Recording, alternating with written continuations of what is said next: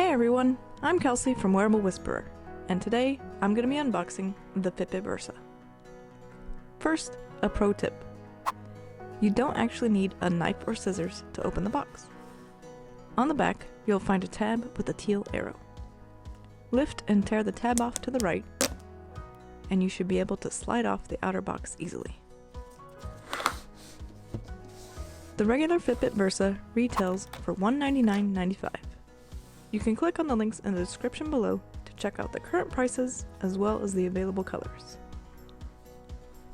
This is the special edition charcoal version, and I personally bought it from Amazon for the retail price of $229.95.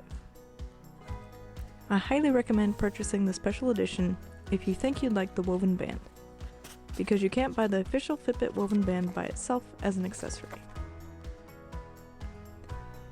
This quick start guide provides some basic instructions for changing bands and charging, as well as how to get started with the setup process.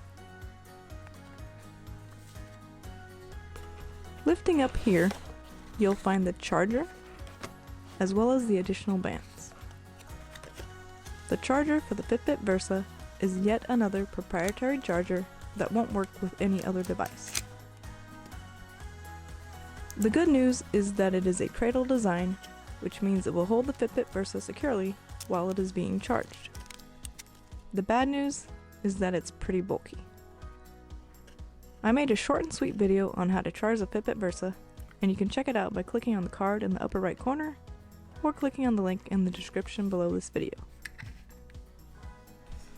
Here are the additional bands, and on the very bottom of this section you'll find the safety instructions and limited warranty.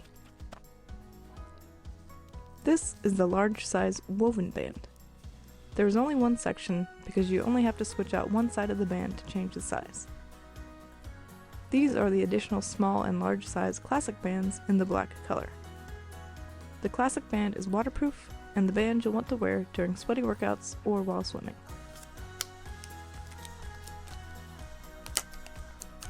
Taking off the screen and button protector, we see that the Fitbit Versa has a very attractive rounded square design.